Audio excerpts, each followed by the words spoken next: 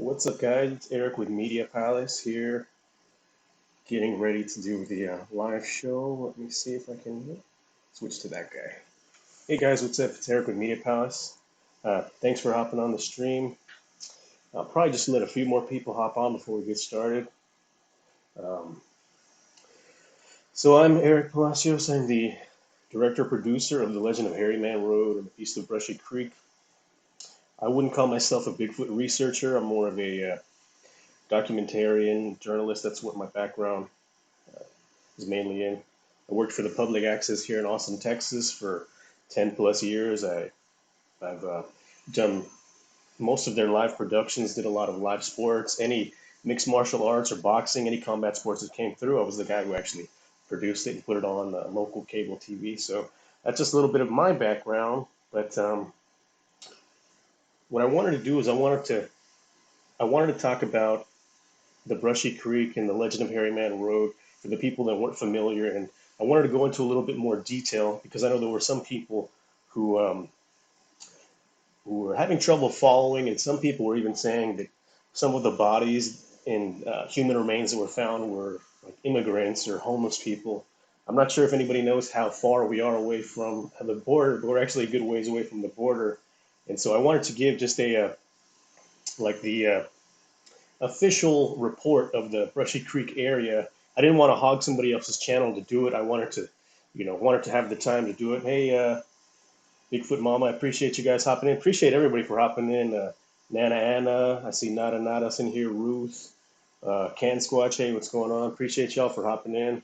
Like I said, this is going to be a rundown of the Brushy Creek area and what's been going on. The updates I've been working on, because there has been some interesting stuff that happened. I'm not sure if I'm going to go into everything, details, whatever, because it's some pretty explosive stuff. But I will talk to you about some of the things that I've been working on in the future of what I'm going to be doing here shortly. But again, thanks for everybody watching. I guess maybe I should go ahead and get started. I'm going to be doing like a slideshow showing you guys some of the news reports so you can see for yourself. These aren't immigrants or homeless people that's happening to. These are people that have families. They've been in the community for a long time. Hey, Sharon, thanks for hopping on. It's a real thing going on here. It's an ongoing thing. It's still happening. So, yeah, I guess we'll just hop on. Hey, Nada, give me a second here. If you guys just want to bear with me too, because I'm new to this whole live streaming thing. I've seen some people do it, and I have a bigger respect for them now after trying to do it on my own. It's not as easy as some people make it look. So please just bear with me. I'm going to try to do it to the best I can. So yeah. And if you guys have any questions, please put them in the comments. I'll try to answer them as we go on. But what's up, Nicole? Thanks for hopping on. Hopefully, I don't bore you guys to death. Feel free to put questions in at any time. I know I tend to kind of go off. I have a short attention span, so I'll jump from one thing to the next. But it all pertains to what's going on in the area. It all pertains to the research I've been doing. So yeah. All right. Hope you can you guys hear me? Does everything sound good? I only have one earbud in right now, but I think it's audio is perfect. All right. Thanks, Nana. Thank you. Appreciate that. All right. So the two documentaries I released, the first one was The Beach of Brushy Creek, and that was more or less on the history, and that pertained more to the, I don't want to say paranormal, but the mysteries of the Brushy Creek itself. There's a lot of stuff going on here, and like I said, I'm not a Bigfoot researcher. I'm a journalist. So when I saw things happening in my hometown, and nobody was talking about it, it weighed on me. I really wanted to kind of dig deeper and see what was going on. Why in 2016 we were named the safest city, one of the safest cities in America, and that same year we had three bodies show up, maybe another one too, but I'll get into that later. Um, but yeah, that was basically what the Beast of Brushy Creek was about, and the Hairy Man Road was telling the legend of the road, the Hairy Man Road that goes through our town here. Sightings date back to the 1800s. I mean, it's named Hairy Man Road because settlers traveling in that road would encounter hairy beings frequently, and they'd frequently be chased away. And everyone said they were aggressive, and they were, very angry to intruders that would drive by their road. So that's really what the Hairy Man Road was in the Beast of Brushy Creek, but I feel like I'm rambling on. So I'm just going to go ahead and go through the slides here. So we are in central Texas, Williamson County. If you guys aren't familiar with it, we call it the hill country here. We have a lot of slopes and canyons, and just like this. This is a limestone ridge in the hill country. And I mean, if you can just imagine, trying to traverse something like that, it wouldn't be easy. And that's what we're dealing with here. This is what our wilderness looks like. It's not a bunch of, gigantic trees like they have in the Pacific Northwest, or swamps like they do in the Everglades of Florida. But we still have a diverse ecosystem here. We have a lot of caves, a lot of undiscovered caves, canyons, sinkholes. We have tons of sinkholes. I just wanted to give you guys a visual of what it looks like here. Let me pull up the chat. Sorry. Hey, Aaron, thanks for hopping on. Bobby, Jenny, thanks for hopping on, guys. Okay, so this is the Balcones Escarpment. It's a gigantic scar you can see from space. It goes pretty much from the border all the way up past to where that line is. It goes almost to the border of Oklahoma. It's just a giant, it's like the mini Grand Canyon, I would say. And Native American people have been living there for thousands of years. Not far from where I am here in Leander, they found, at the time, it was the oldest, most complete skeleton. That was in Leander, and they actually called it the Neanderthal woman. And that was in the 70s, I believe they discovered her. So people have been living in this area for a really, really long time, just to give you guys an idea. And a little bit off topic, they actually found a Roman coin not far from where I am right now, here in Williamson County. And they just kind of explained it away. A historian said that some guy coming back from World War II had a Roman coin that he brought back as like a souvenir, and he dropped it for whatever reason, and a rodent grabbed it and burrowed underneath the ground with it. So that's how they found it underground in an Indian burial mound, actually, is where they found it. So that doesn't really make too much sense, but they've been trying to cover up stuff like that for a long time here. But I'm going to just keep going. So this is one of the images of Tonkawa Brave. They were the local Native Americans here in the area. They were a really strange, unique tribe. They didn't really socialize with the other tribes in the area, the Comanches and some of the other tribes. They stuck to themselves, and they had their own rituals, really interesting rituals. Could be mistaken, but I know they had a burial ritual. I believe they would bury their dead feet down, which is really strange.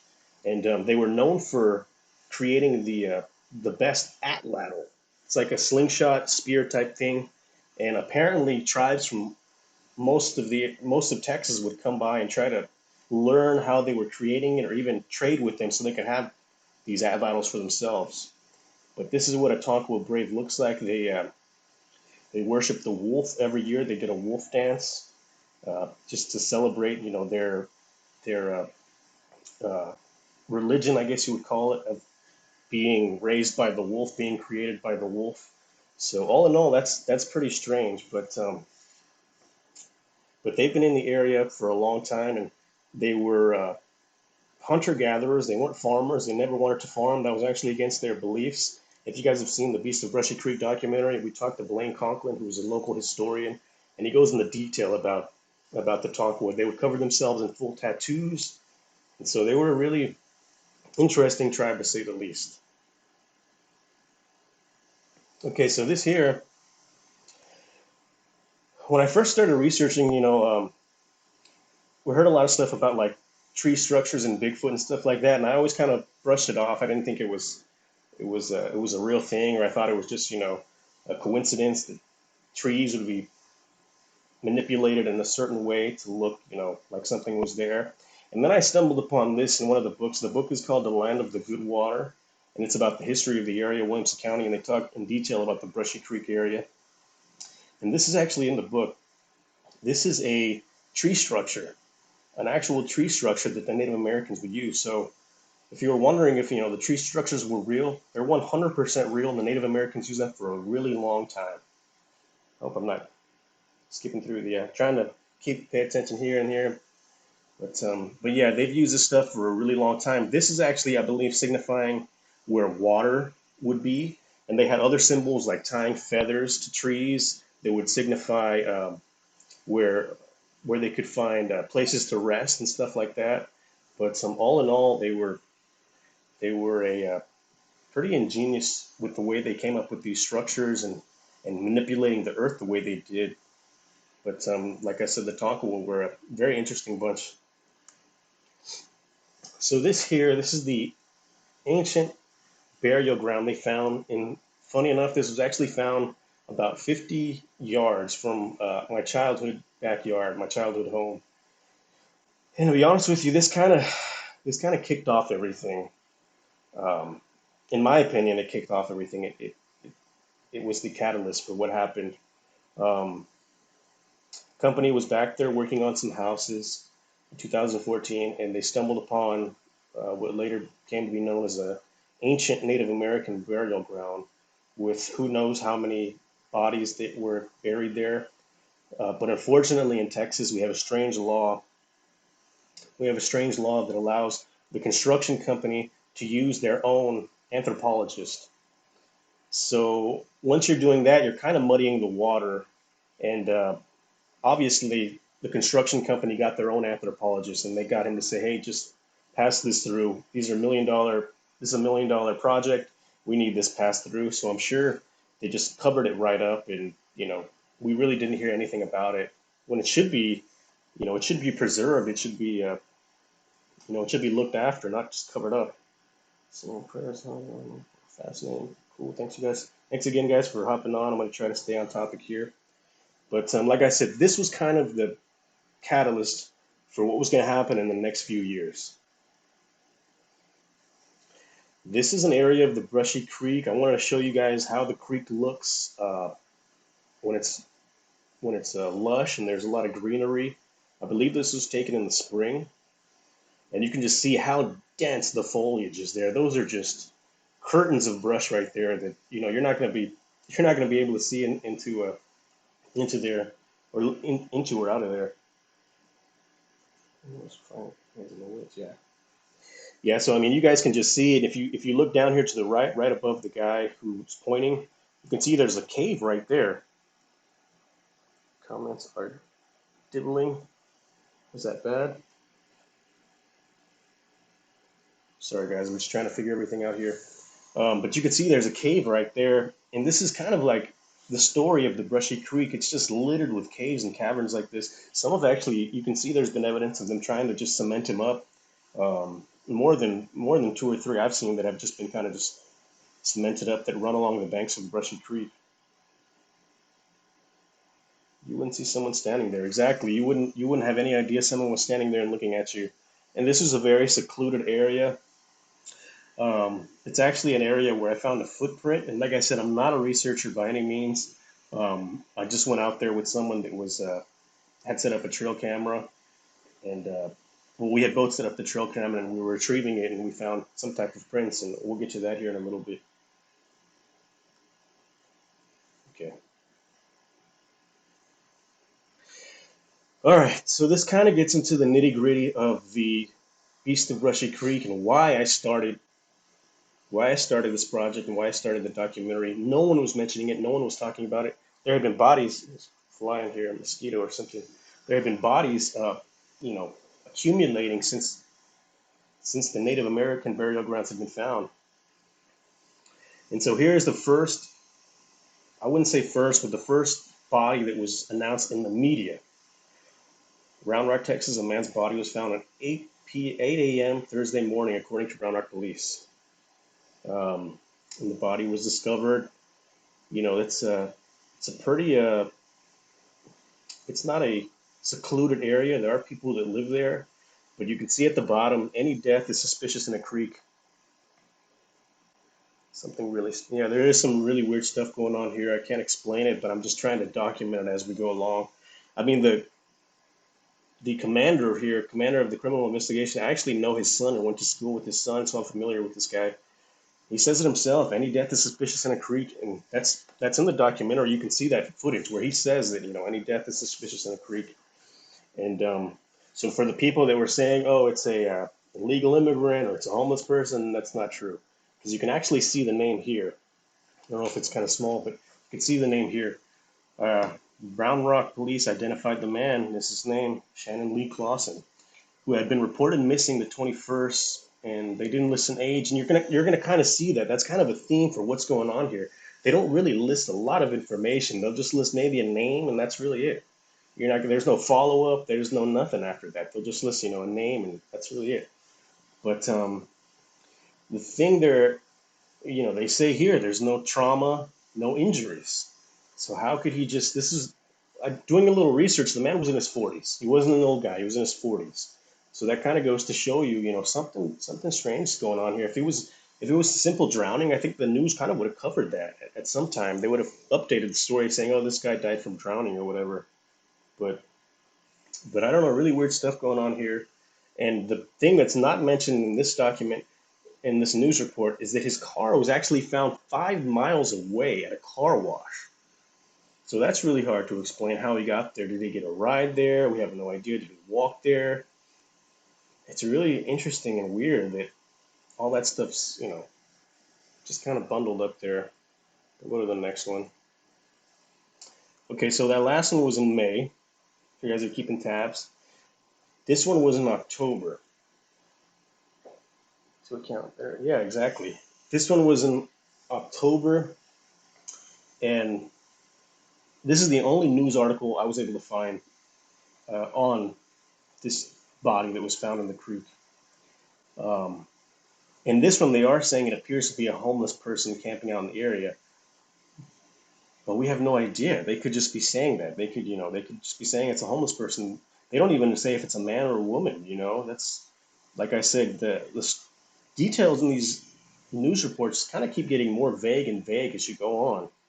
But I don't know. It's really strange. So please try to keep a note of the deaths and when they're occurring. We had one in May. We had one in October, and then 6 days later, there's another body that pops up in the creek. 6 days later, another body pops up in the creek. 2016, the same year, we're announced one of the safest cities in America.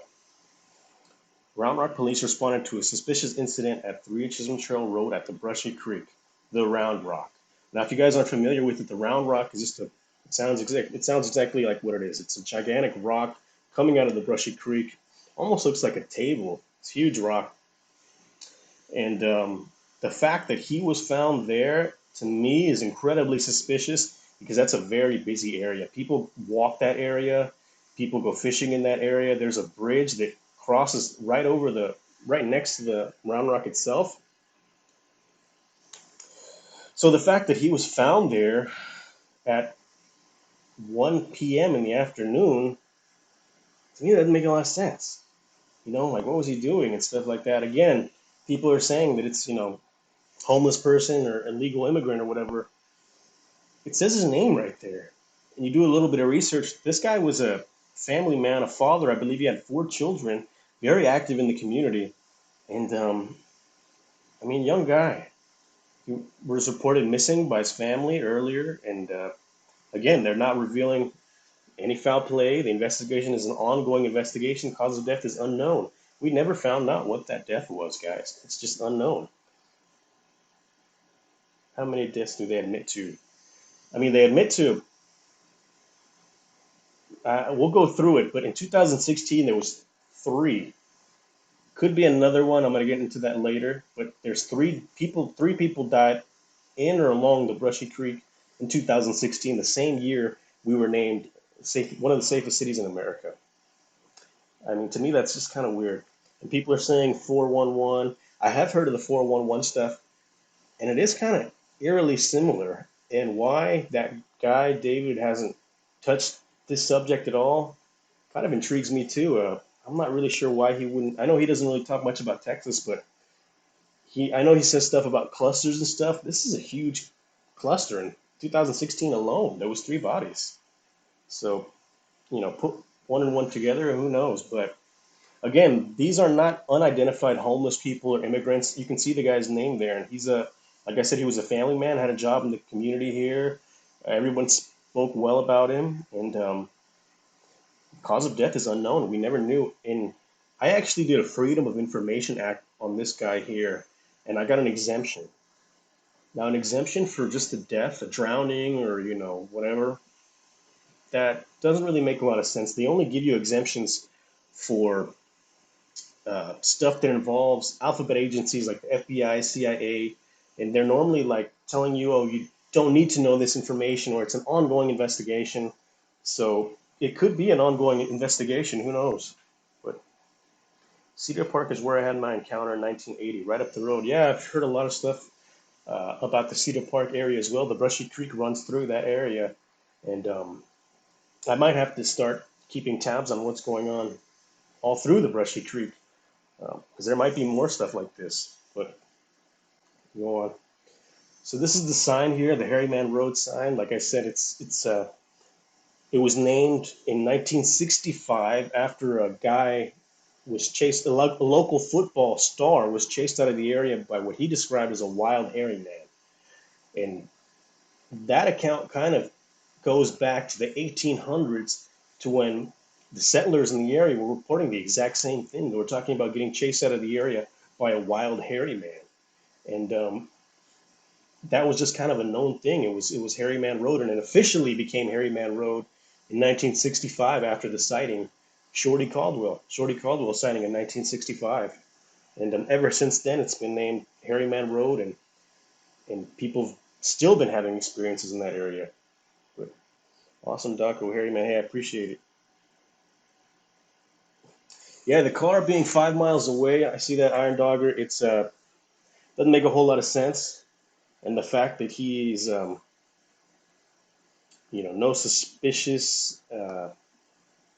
suspicious activity or no trauma or anything like that. That's really strange to me. It's like they're trying to cover up, but they're not trying really hard to cover it up. But who knows? But we'll just keep going on here. Oop, oop, back up a little bit. Okay, so once I started doing the research, I put stuff in my local Facebook groups and other social media platforms to try and get some information to see if anybody else had encounters or possible evidence of what was going on, or if they knew about the deaths. The crazy thing is, most of the people, residents here in the area, had no idea. I would bring it up and they'd be like, "Oh my God, are you serious? 3 bodies in 1 year?" They had no idea, and I think that's kind of by design. The way that the media is involved, the police agency, even federal agencies involved in what I believe is the biggest cover up in Bigfoot. It's kind of corny to say that, but I do believe that. And I'm going to show you guys what I consider evidence, data that kind of leans in that direction.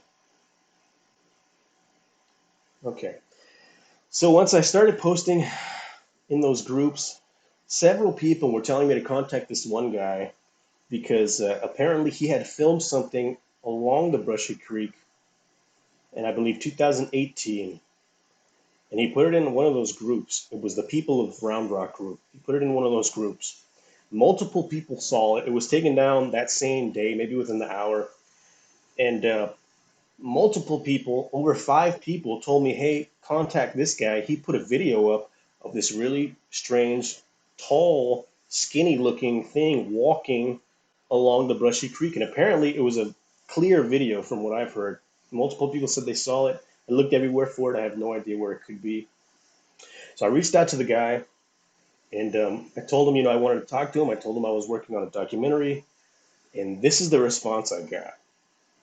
Hi, Eric. I turned in all my pics and videos to the state after my investigation. I no longer talk about or refer anything to the entrance of the caverns, location, or the stuff I saw. I also signed the agreement. This was 2 to 3 years ago. Why are you inquiring?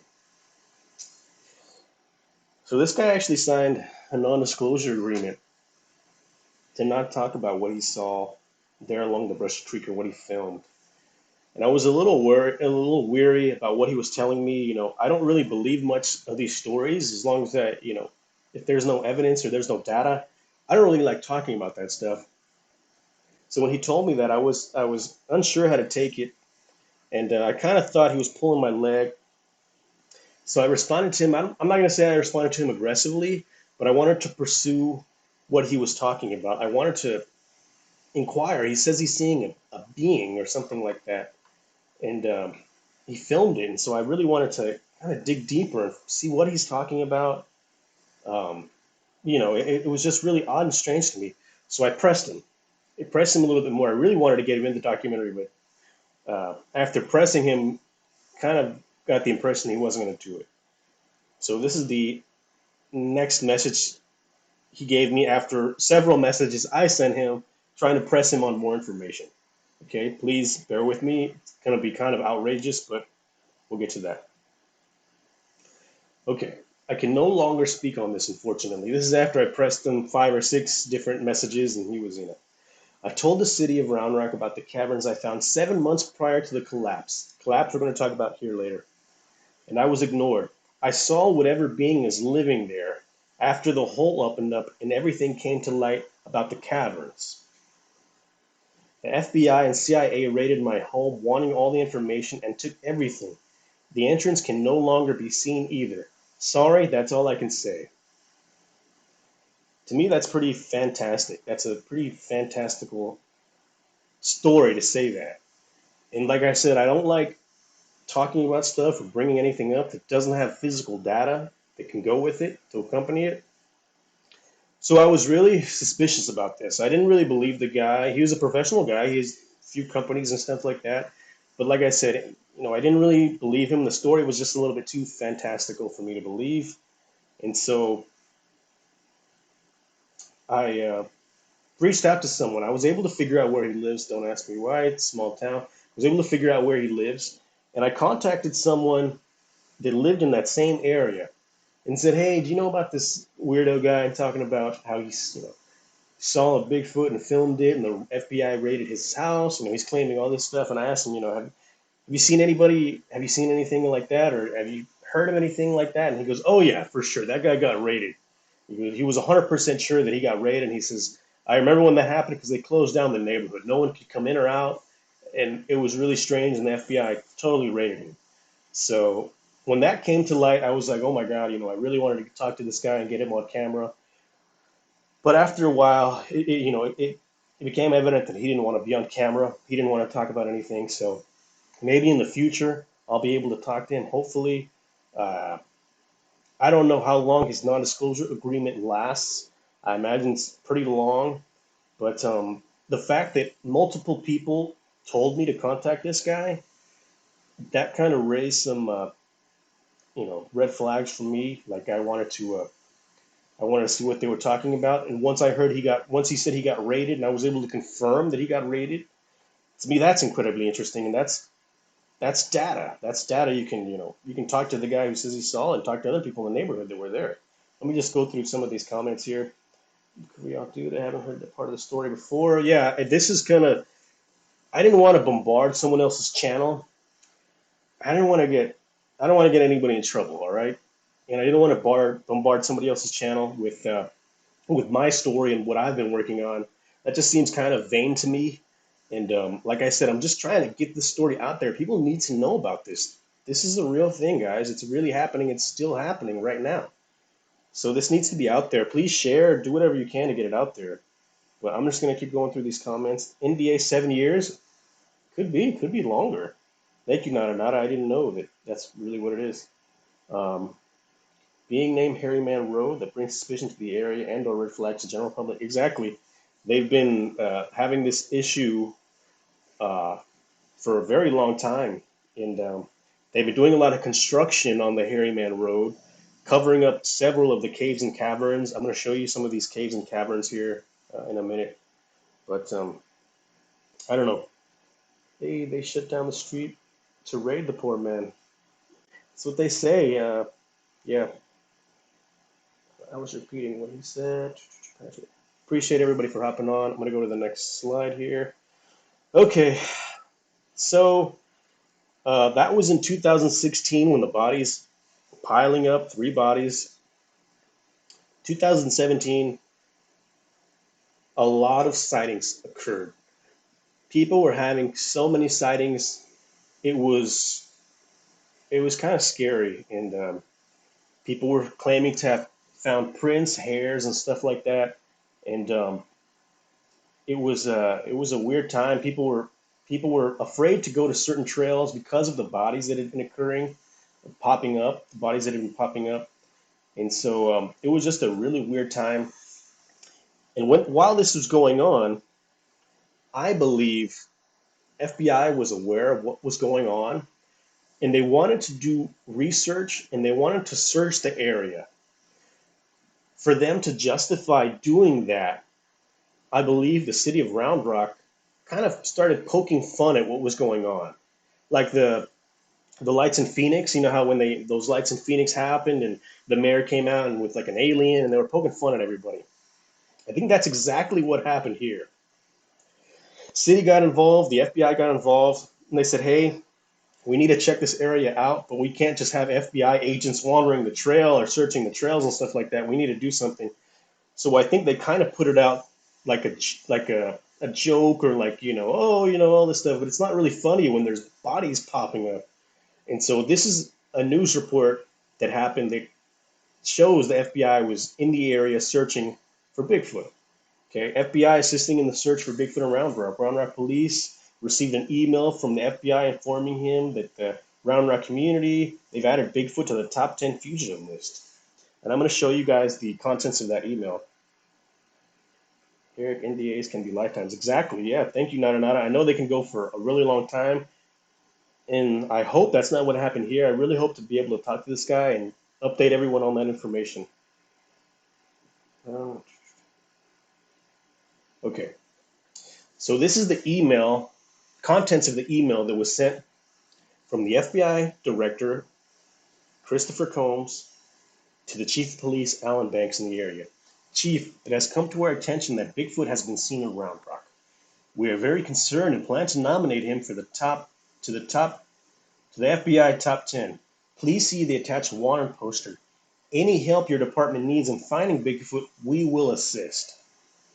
Special Agent in Charge, Federal Bureau of Investigation, San Antonio, Austin, Waco, Del Rio, Laredo, McAllen, Brownsville. That kind of goes to show you the FBI's involvement. Now, have you guys known the FBI to be much of a joking organization? Do they joke frequently? Has anyone else seen anything like that? FBI putting stuff out like this? I haven't seen anything like that before. That's why it also kind of raised red flags to me. Eric, what's up with the door? We're going to talk about that here in a little bit. BF habitation may be getting uprooted. Why sightings started to occur? I think that could be. And like I said, they were doing a lot of construction off the Harryman Road and on the Brushy Creek trails. I think they're literally covering it up, like cementing over, cementing in, whatever they can. What's up with the door? I said we're going to talk about that. So with the new tunnel, with the new tunnels, yeah. I don't think I added that news article, but there is an article in 2017 when they closed a portion of the Brushy Creek because they were working on, quote, their words, on underground labyrinth. And the fact that they used the term underground labyrinth, that also kind of raised some red flags to me. Why couldn't they just say, drainage or sewage system or something like that? The fact that they use those words, it's really odd to me. FBI, Iron Dogger, the FBI isn't known for having a sense of humor. Exactly. I haven't known them to put stuff out in the public like this. They still have to dedicate resources to this, guys. They still have to take these phone calls. They still have to, this was a coordinated effort they were putting together with the city of Round Rock. Need to put together a timeline video, just a short one to condense the story, like a trailer for the docs. Help educate people. Yo, right? This is a lot of info to grasp. It's a lot of info to grasp, and we're gonna, Cans, I appreciate you bringing that up. And at the end of the thing, at the end of this video, I'm gonna talk to you about what we got going on. I got some stuff going on that hopefully we'll be able to condense it, and more people will be brought to light of what's going on here. But I hope you guys can hear me. I hope everything's running smooth. It's not too glitchy. I'm trying to, maintain everything going on here. I wanted to be an FBI or CIA agent so bad. I cannot keep a straight face to save my life. My expressions give me away every time. Yeah, I mean, these are serious people. This guy, Christopher Combs, I'm going to show you guys his history.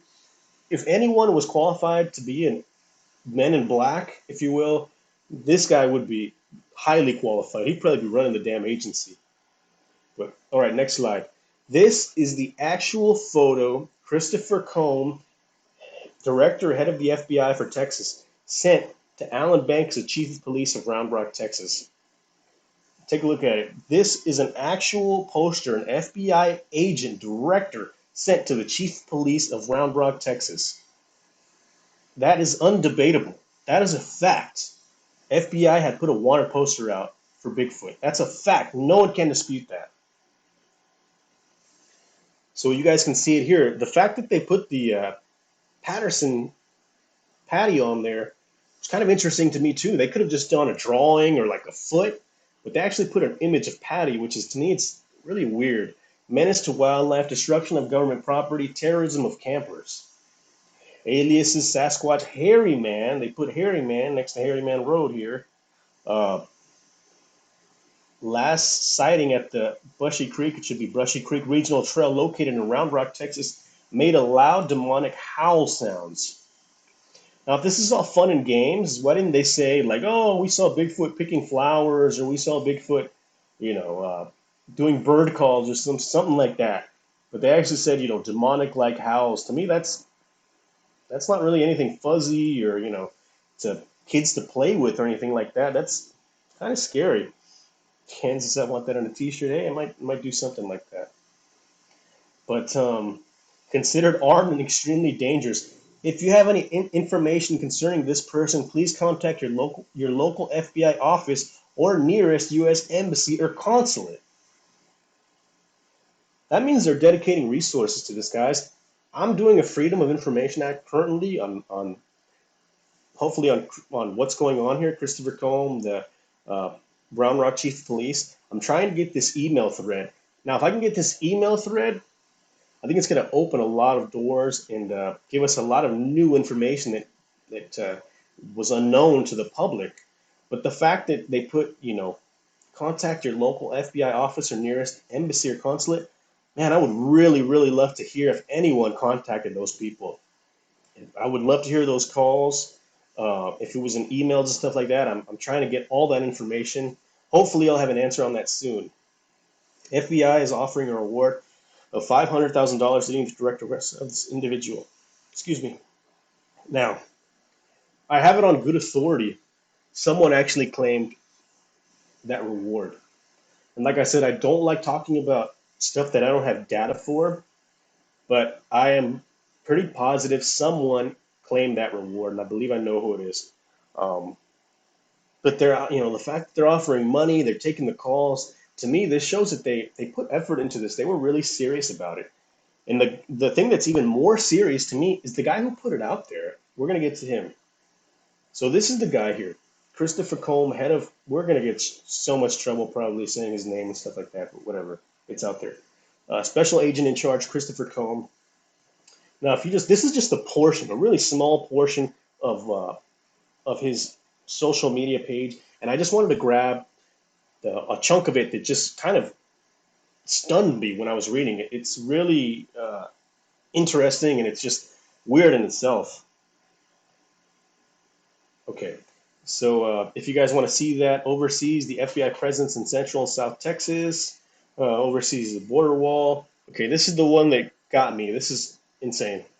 Direct the physical security, access, control, safeguard of classified information, and safety of over 10 overt and covert secret facilities. Now, if the Bigfoot thing, the Bigfoot thing could be considered classified information, but he's literally putting it out there saying he's in charge of secret facilities. A guy in charge of secret facilities is looking for Bigfoot. Let that sink in. A guy in charge of secret facilities in Texas is put a poster out for a $500,000 reward in the search for Bigfoot. Does that seem like a joke to you? Does that seem like someone playing a prank? Maybe if it was like another underling or something, but the fact that this guy's the head of the FBI doing that, it's insane to me. That just raises so many red flags. So if you guys, we're gonna go back a little bit. If you guys can see that, June 23rd is when he put the uh, poster out. June 23rd is when he put the poster out. Now, after doing some research, I went to the Bigfoot Research Organization's website, BFRO's website. I mean, say what you will about the BFRO, but they're very good at keeping records and they're documenting stuff. So, if you guys want to take a look at this, this is the sighting that happened 2017. Look at the date, guys. June 23rd. The same day the FBI agent put out a Bigfoot poster, we get a sighting off of the Brushy Creek Road. Now, that could be one of two things. Did the guy see it first? The FBI logged on to the BFRO, saw it, and they wanted to take action? Or could the FBI be putting false narratives on these Bigfoot community posts? To me, that's a gigantic smoking gun red flag. They're either monitoring what's going on in the Bigfoot community or they're actively trying to create misinformation with it. That's one of two things. This, and if you guys want to see that, it's if you can read the report, and it's on the BFRI. I know there will be many who do not believe what I'm about to relate, as I'm still having trouble coming to terms with all of it myself. That's the same day the FBI director put out that poster. So to me, that's really strange and odd and raises all types of red flags. What he posted on FB, it was posted everywhere. You can find that on several news sites and stuff like that. But okay, so 2016 we had all the bodies. 2017, a guy, the FBI director, puts out a wanted poster for Bigfoot after all these bodies were popping out. So it's kind of funny, hokey, or whatever. Not to the people who actually lost loved ones and discovered these bodies. 2017, guys. 6 months later, Williamson County Sheriff's investigate body found in Brushy Creek. 2017. To me, that's incredibly odd. Uh, I do believe they were looking for something and they were desperate. They were so desperate they came to the public looking for answers because people were scared, guys. People were in fear of walking these trails, of being out by the Brushy Creek. They were, the trails were empty. The creek was, no one would be on the creek or anything like that. In 2017, when they started looking for the body, or when they started putting out the Bigfoot stuff, they found another body. So all of that is just really odd and strange and weird to me.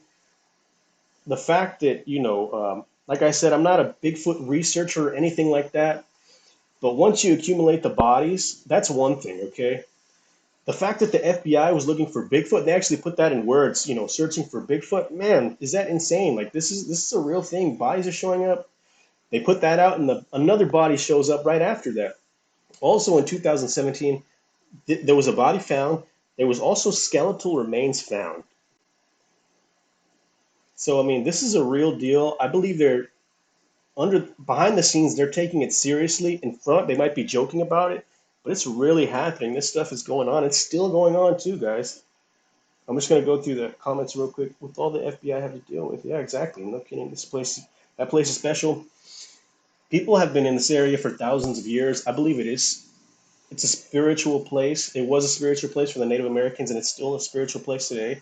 The Native Americans actually called the place the land of the good water. So much fresh water, animals to hunt, turkeys, doves, everything they needed here. It was a literal paradise for them. And so much so that they buried their dead here in this paradise. And people came and unfortunately, they disturbed those resting sites and built houses over them. And I have no idea if that has anything to do with what's going on. But if you just kind of put that into the same cauldron as everything, you got the Native American burial grounds they found, ancient Native American burial grounds, 3 bodies within 1 year, could be a fourth body. I'm going to talk about that later. Um, and then the smoking gun to me is the fact that the FBI put out a wanted poster That cannot be disputed or debated. The FBI put on a wanted poster looking for Bigfoot. And I know I sound like a broken record, but I want you guys to spread that out there. This is real. People have always wondered about like a Bigfoot cover up and stuff like that. It's real and it's happening. It's a fact that they were searching for Bigfoot in the area. That cannot be disputed. Hood County, yes, that I have heard about that Hood County Rasta Locks. That was a really strange one, and I wanted to do some digging on that one too. And I also heard about another one in Giddings, but I don't know. I'm gonna go ahead and go to the next slide here. Please, guys, if you have any questions, I know I'm kind of jumping back and forth. I'm just trying to cover everything. Okay, so this is in 2018, guys. Two bodies, well, one body was found in 2017. There were also skeletal remains found. The skeletal remains were, the guy who discovered the skeletal remains was actually live streaming when he found the remains there, which is really strange and odd and creepy and all in itself. But it just goes to show you, you could be walking along the Brushy Creek here or camping along the Brushy Creek, and you'll find something wash up, or you'll find, bones. Who knows how old they are? They could be as recent as, a couple of years ago or thousands of years old. Really don't know. Okay, so in 2018, guess what happened? You can guess. Round Rock Police Department is investigating after a man's body was found Wednesday near a pond in University Boulevard.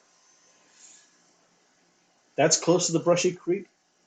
Um, but the fact that this is all the information you get. You have no name, no cause of death, no drowning, no time period here. There was absolutely no follow up. This is probably the one of the most weird ones I think we found. So the deaths in 2016, 2017 have continued on. And I don't know. It's just really strange. If anyone has any ideas of what else could be going on, I don't know. It's really weird. What is the latest here? Body was found. Talk about that here after. Oh, well, I'll talk about that one.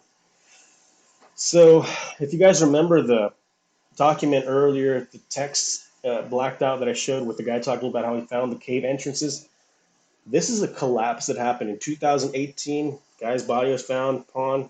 This is a collapse that happened in 2018 in a Brushy Creek neighborhood. If you guys see that, that is a gigantic cavern, huge, massive, and it continues on. It continues on for who knows how many chambers. If I'm not mistaken, the last time I heard of the news, it said it was like 8 chambers deep, and they never found an end to it. They just started cementing stuff. They just started trying to cover up as much stuff as they could. When they discovered it, the area was immediately off limits. They had police there. They covered it up. Some teenage kids were actually able to break in there and take some photos and stuff like that. But it was they had it fenced off, and there was a police after the kids broke in there. There was police watching it 24/7. So it's just a really strange stuff going on. And I think, in my opinion, there are so many caves in Williamson County in the Brushy Creek area. I believe they do connect somewhere deep, deep underground. It's just my opinion. I can't prove it. But there are so many caves and sinkholes and stuff like that. I would imagine they are part of some type of undiscovered cave system, a massive, gigantic cave system like they have in Mammoth Caves, I think, in Kentucky. I think it's something that could rival that, maybe even bigger than that. But like I said, the guy found his own cave entrance shortly after that. This cave-in happened. Hope you guys are able to see that. Yeah, I understand if it's covered. Yeah, exactly, health and safety. But the way they did it was very.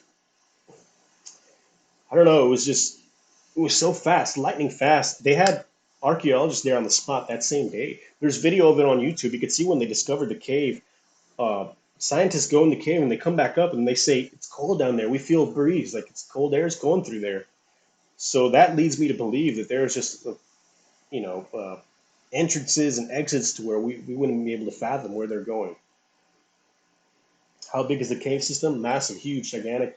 There's a If you guys want to do some research, there's a cave here called Inner Space Caverns. It's north of where I am right now, but it's a cavern system that looks very similar to this, and full of caves and crevices. A lot of those caves there in the Inner Space Caverns are off limits. But this was on the other side, on the west side of town. And just imagine if all of these caves would connect somewhere deep underground. It'd be insane. Cave system is huge. I was there in 1996. It's really big, yeah. All right, next picture. So this kind of goes to show you this is one of the scientists who was down in the cave. And you can see right above her, there's another little hole there, cavern there. And like I said, they were not able to find the ending of it. They just started covering it up as best they could. There was bat guano everywhere, so things were able to get in and out of there. Who knows what all types of things. If you guys are able to see what she's looking at is a gigantic hole in the ceiling that continues on. Who knows where that goes? But it's just a really strange place filled with a lot of strange history and a lot of caves, a lot of brush. If something wanted to hide in the area, it could go undetected for a really long time if it knew what it was doing, if it knew the area. We're going to the next slide. Okay, so I think Cans was asking, what was the latest year the body was found? Guess what happened in 2019? September, I was actually doing an interview when I heard about this. Round Rock police have found the body of an elderly man who went missing on Saturday afternoon. The body of Daniel Eves, 77, was found on Sunday morning along the Brushy Creek near the intersection of Red Bun Lane and East Palm Valley Boulevard. That is the same place where they found the first body in 2016, where they found the guy live streamed the remains, and this third body was found here. And to me, that's all incredibly, really strange. Wow, Uncle Bones, yeah, I appreciate that. Thank you. $20 from Uncle Bones. Thank you.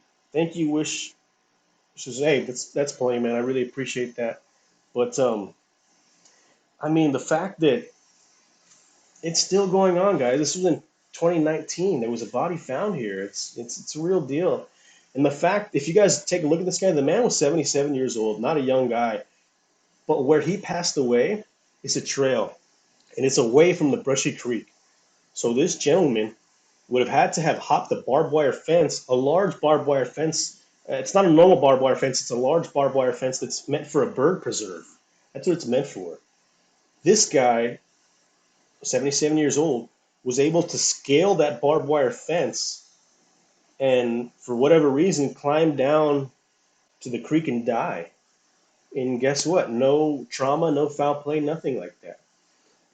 I'm having a lot of trouble trying to figure out how he was able to climb that fence, go down to the creek, and then just die. To me, that's mind blowing to me. How would a 77-year-old man be able to hop that fence, climb down the creek, and then just die like he did?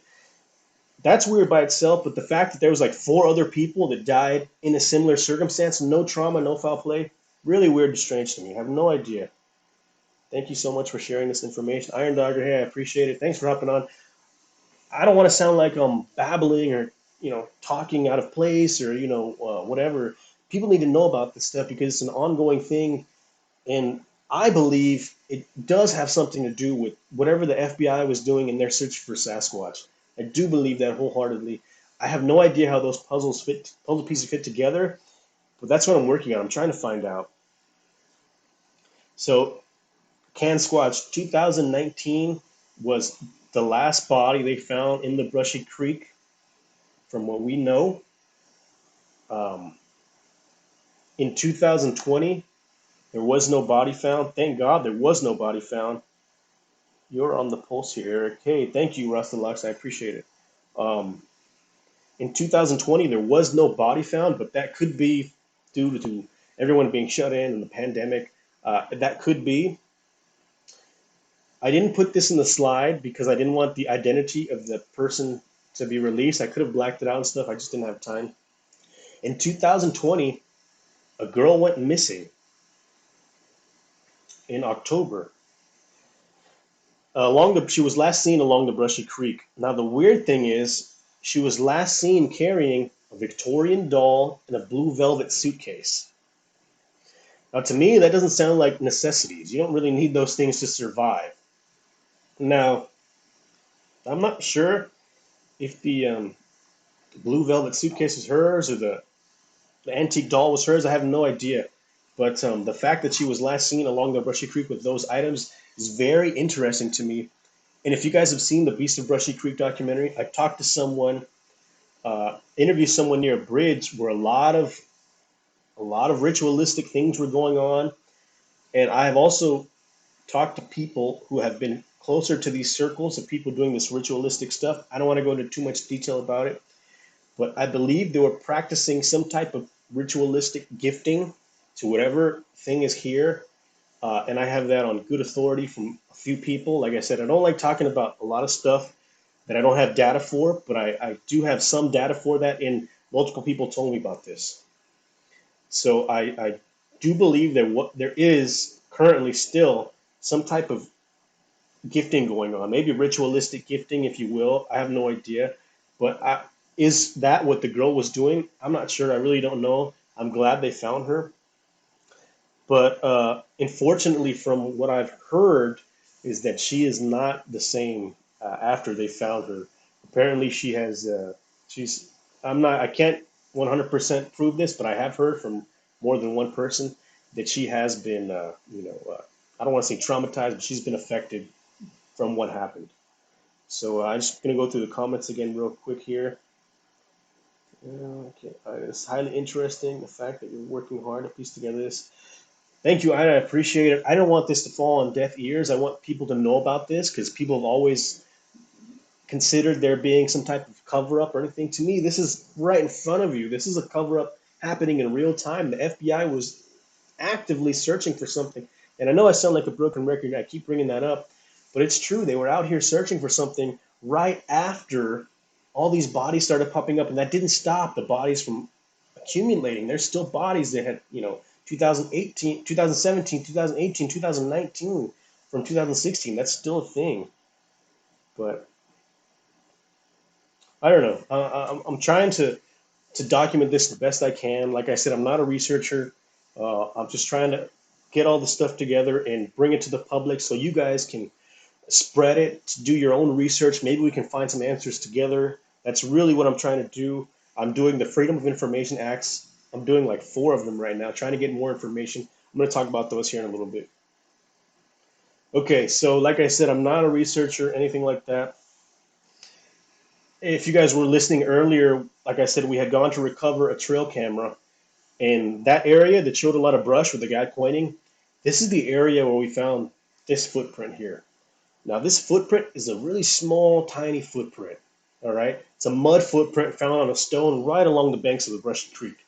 This was in February, the day before Valentine's Day.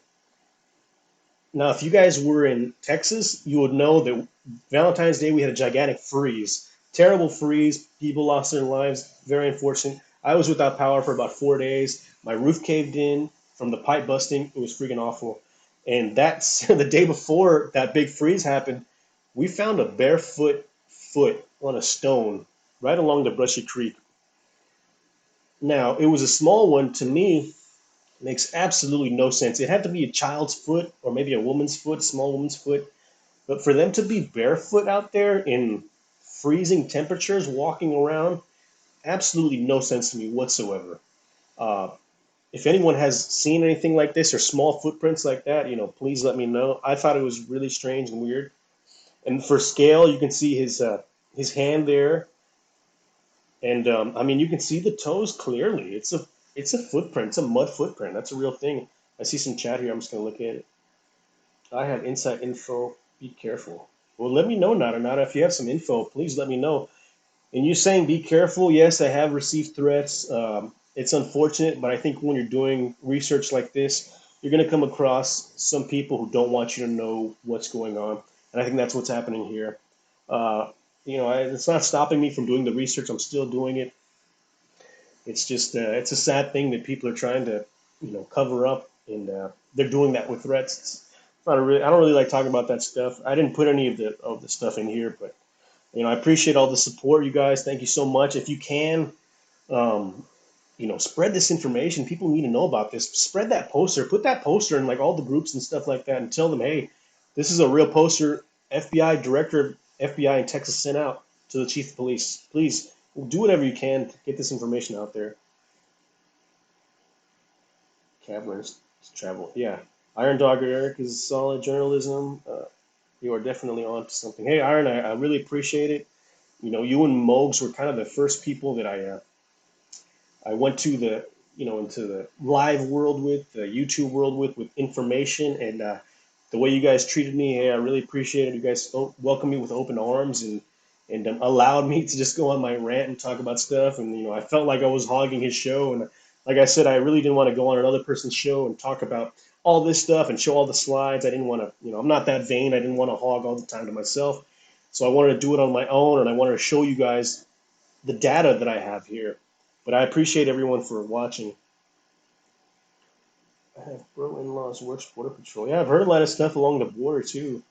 I've heard a lot of that stuff, and I know Nana Anna's in Cedar Park, and she's talking about caverns. They travel, they could travel or live in. That's a really good theory, and I think that fits to what's happening here. That to me, that fits. Rustalux Mogi is the best. Mogi's a really nice guy. I appreciate his hospitality for having me on the show. Good guy. If you guys don't know who Mogs is, the Mogi Monster, check out his show. He does it on Tuesdays and Thursdays. He's a great guy. But I'm going to go on to the next slide here. So we mentioned caves and caverns. Nana Anna, please take a look at this and let me know what you think.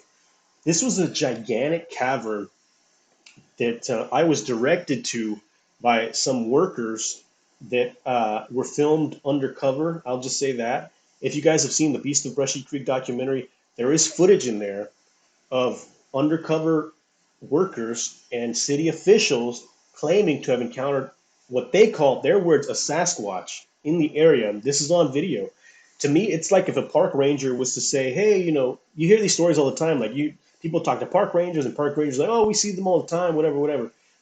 This actually, we have it on film. We have a city official talking about seeing Bigfoot in the area right off of Harryman Road. And so when I saw the video of the undercover video of the workers and the city officials, the workers told me about the workers talked about three caves that were in the area. They talk about a cave that was big enough that they saw deer go in and out of this cave. Another worker told me about a cave that they saw a gray fox come out of, and lizards and stuff like that, red and yellow lizards, and all this really weird stuff. And so I kind of took that with a grain of salt until they pointed me in the direction of this gigantic, massive cave. And if you're walking through the Brushy Creek at night, not paying attention, that's probably one of the most dangerous things you can ever do. There's smaller versions of these and bigger versions of these that are still undiscovered, unknown. And I mean, to me, this is something could go into these tunnel systems and work their way through deep and not be bothered by anyone for a really long time if they know what they're doing. Well, not if you can, you send me an email. If anybody has any information they'd like to reach out, uh, yeah, please send me an email. It's ericmediapalace@gmail.com. I'd really like to hear from you. If anyone has any information, feel free to contact me, ericmediapalace@gmail.com. But the workers in the video also mentioned the first worker that I spoke with said, said, "Hey, have you guys heard of anything going on in the Harryman Road or anything like that?" And he says, "No, not really." And he says, "Well, you see that guy over there? He talked about seeing a shadow or something behind a tree." And I was like, "Whoa." And I had heard about shadow people and shadow beings while working on this documentary from multiple people, and I didn't really put too much. It's not good to say, but I didn't put too much stock into it just because I didn't have any data for it. Like I said, I really like data and having data. And when he said that, that was very eye-opening to me.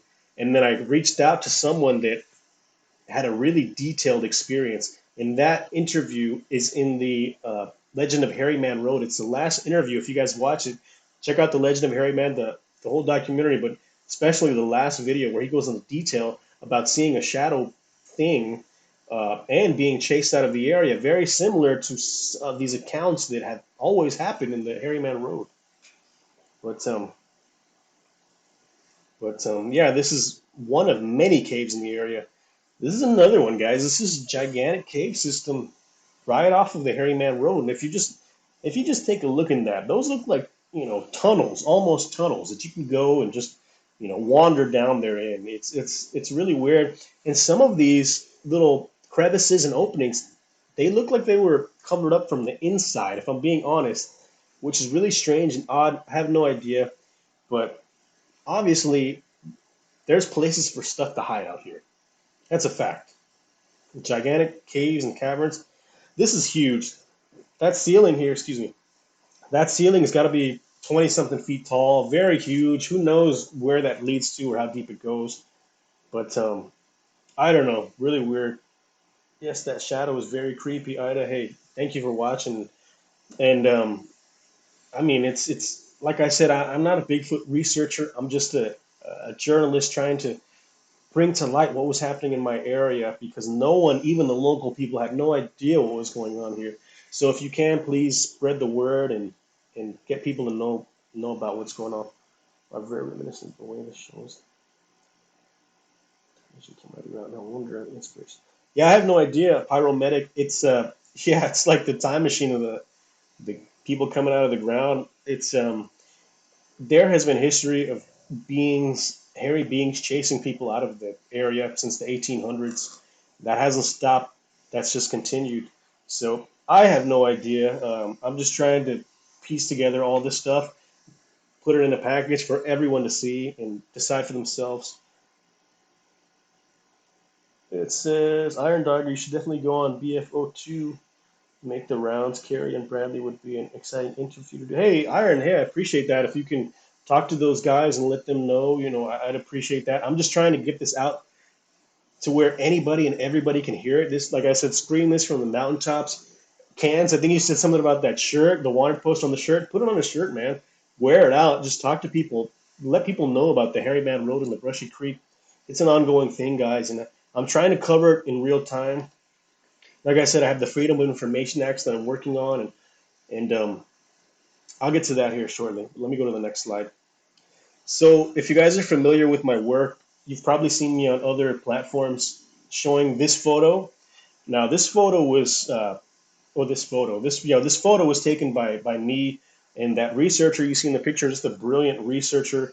I really thank him for taking the time to show me the area, showed me some things I had no idea were there, like this bent T-post that was found maybe 30, 40 yards from the Harryman Road, right off the Harryman Road. And the way this researcher found it, he was actually investigating a recent sighting that happened, and he tracked footprints to that post. And as he got to the post, he saw that it was bent, and there were no other footprints on the other side. But it looks to be like something it looks to be like something almost like straddled the fence, put one head on one side and their foot in the over, and they just hopped over real quick. Something like that. I don't know. But I mean, if you guys are from, Texas or any other Alaska, any other rural places, and you're familiar with these T-posts, that is not an easy thing to bend like that. That takes a lot of force. A person, a man, could not do that, without being like a one of those big muscle, strongmen or whatever. You wouldn't be able to do that. So, if anyone has any theories on that, there's no trees. The trees you see back there are the closest trees in the area. So, a tree couldn't have fallen on it and bent it like that. It's to me, it's just another weird thing along the Harryman Road here. It's another unexplainable weird thing going on. Okay, it's another picture of the post to show you. So that's a high barbed wire fence there. It's got to be around 5 foot, maybe a little taller. That researcher's about 6 foot. And just look at the way it's bent. It's bent. There wasn't any damage to the top of it, like someone hitting it with a hammer or anything like that. It was just very easily bent, like someone just rested their hand on it, hopped over the fence, and didn't even realize they bent it. But I don't know if anyone has any ideas of how that could have happened. Feel free to put them in the chat. I'd like to hear it. Well, you guys are talking about the door. I see Iron and Rosselok's talking about the door. I think I have the picture in here. It should be in here somewhere. I hope I didn't forget to put it in there. But so this again is the portion of the Harryman Road. I want to show you guys just how dense and thick it is. It's not cut. It grows freely at will. No one goes out there and maintains it. Is It's an ancient stream that has been growing for thousands of years. The brush around that creek has been growing for thousands of years, and it's a perfect place for something to hide, especially with the caverns that could connect somewhere deep underground. I don't know. It's really strange, guys.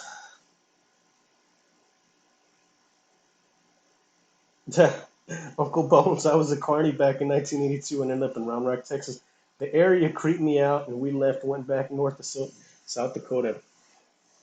It's a really strange spot. Like I said, there has been, in my opinion, there has been a cover up going on for a long time. And I think, in my opinion, the people at the highest levels of local government here in the area are aware of it, could actively be participating in it. That's just my theory.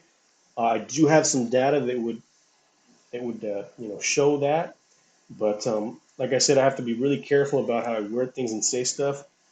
I'm just trying to bring to light the strangeness of the area, and I want people to do their own research. I want people to put it out there.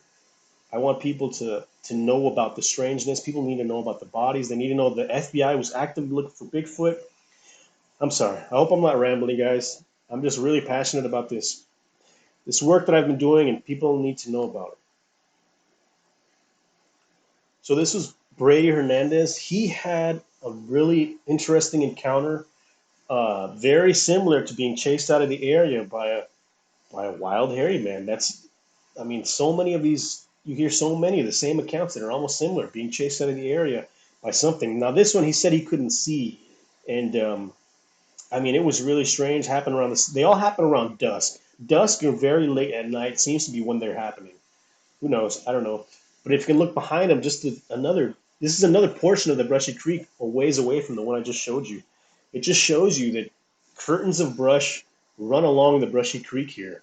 They shield anything from view of the outside, and it's just a very dense, brushy, cave-filled place where I mean, it's perfect for someone to lay low.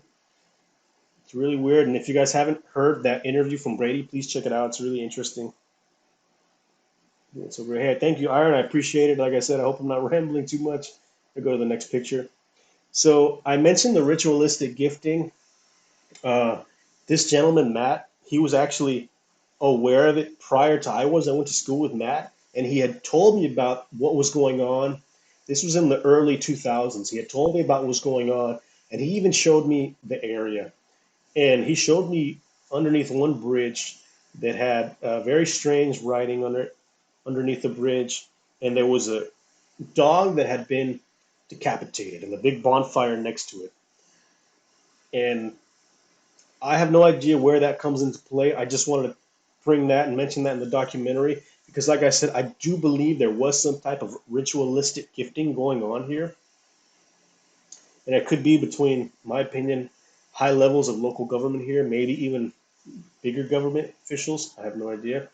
But Matt was the one who pointed me in the direction of this and kind of triggered my brain to digging deeper. And this was in the early 2000s. And growing up along the Brushy Creek, my backyard pressed up to the Brushy Creek, we knew about all types of really strange and weird stuff. Like I said, I don't like talking about it because I don't have data. Maybe in another stream, I'll talk about my personal experiences. But right now, I'd really like to focus on the stuff that I have data for that I could prove. So this was the location of the Matt Padon. Well, I'm not gonna say his last name. Well, it's in the documentary if you guys had a chance to see it. The Matt interview that I did. Again, just this is in the fall, so not as much foliage, but still I mean, very hard to see, very hard to look through there and spot something. And so I really appreciate Matt for taking the time to give me that interview.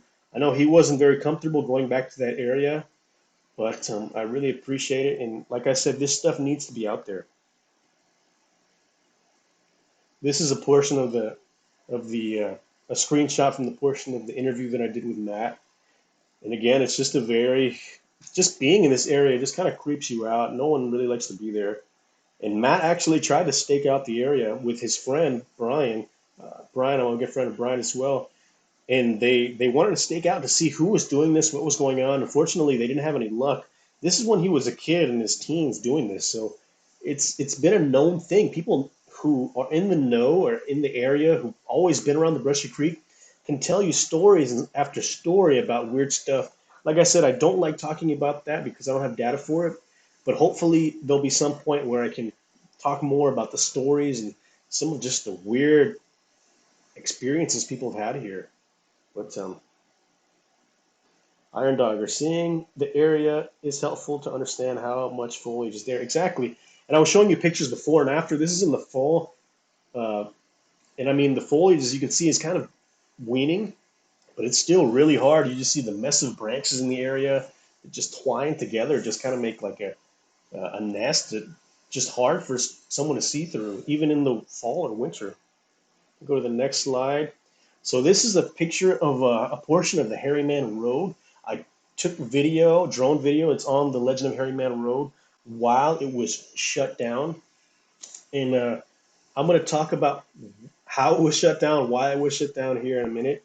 But to me, that was all really strange. But you could see here just how thick and dense this coverage is in the Hairy Man Road. And before, it was actually like a tunnel. You would go through there and it was like a tunnel. It was just so thick, overhanging trees. Now, the legend goes that in the 1800s, the Hairy Man would hang from these trees, and they would jump out, and the people would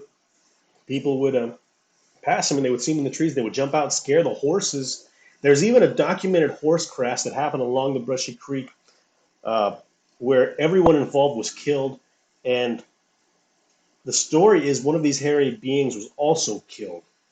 I don't know if that's a fact. I know the crash itself was real, but I have no idea about the hairy man that could have been involved in that crash also being killed. I don't know that, but that crash did happen. And like I said, this was just a really spooky, creepy area. This is the area in 1965 where Shorty Caldwell was chased out of the area. Jordan in the Legend of Harry Man Road documentary was chased out of the same area almost identically the way that Shorty Caldwell was in 1965. So very strange. On the left side here, that's where the Brushy Creek runs along. So not only do you get the Harry Man Road, but you get the Brushy Creek as well. Um, so this is like an ultra creepy spot. I'm just going to check out some comments here. Oh, Nana Anna, yeah. Yes, in the 70s, it was like a tunnel of trees. Exactly. It was just very dense. And you can see news reports. I should have put some in here, but there are news reports of people warning their kids not to go to the Hairy Man Road at night. Uh, Other stories about people having, other weird stuff happen to them. Maybe not Bigfoot related, but other paranormal things. In the Beast of Brushy Creek, there is an orb, a green orb that I was sent. Well, I wasn't sent, but I was interacting with someone, and they actually showed me this picture that they had no idea while taking the picture the green orb was there. So it's just a really strange place. Yeah, really weird. Deep spooky history, Eric. It's really weird, man.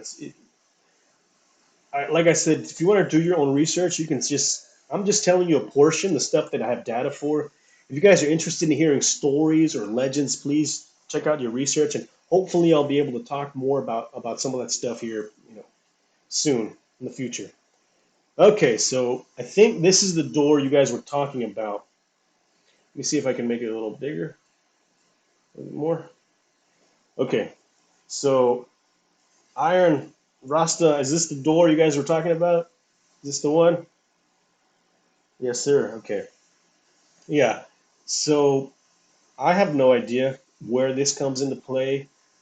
It's just another weird thing found in the Brushy Creek area.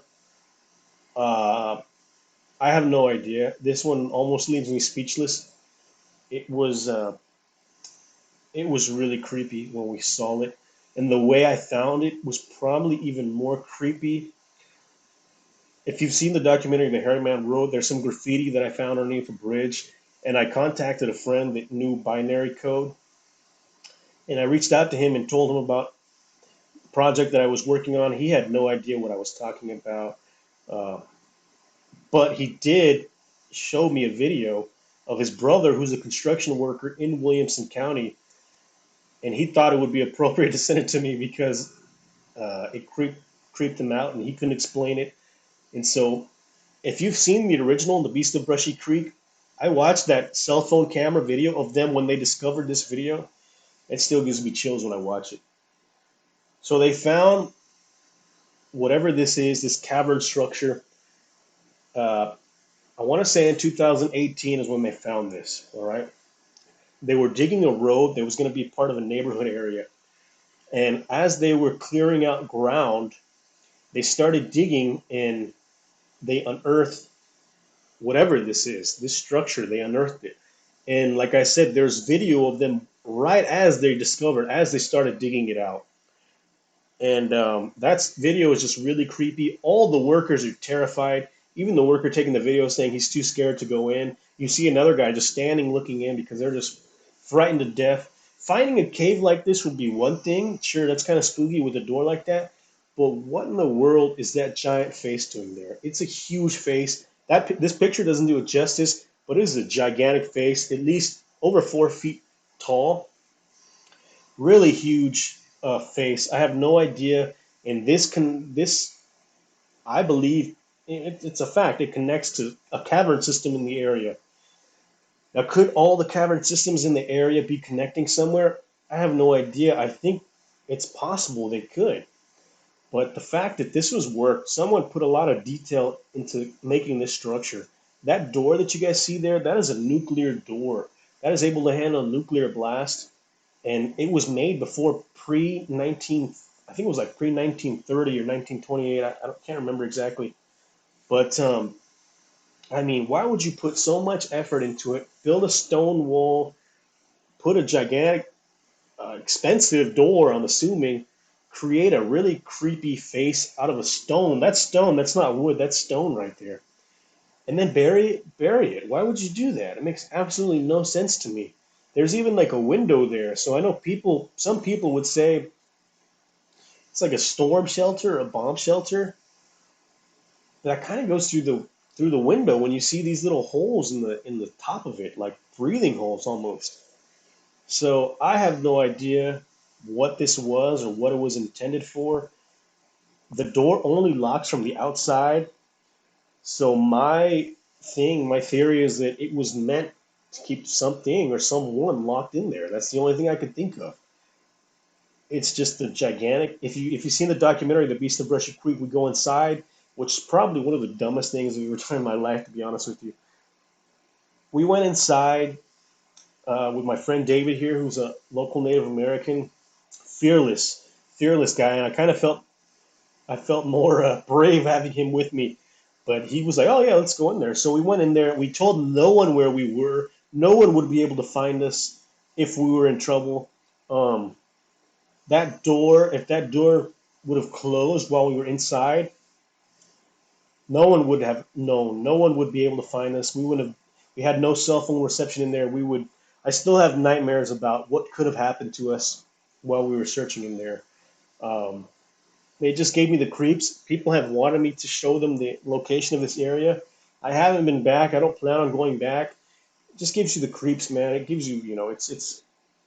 I have no idea what was going on there, but it wasn't good. Whatever was going on there, there was not the best actions were taking place in that area. I really have no idea. It's just super creepy.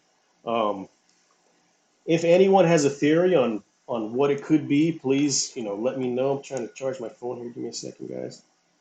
Um, I have no idea. It was just super creepy. They put a lot of effort into it, and the fact that they buried it is even creepier to me. Yeah, who knows how long it's been there? You can see the green. This is shortly after. Well, this is a few years, I think, after they discovered it. I think they discovered it in 2018.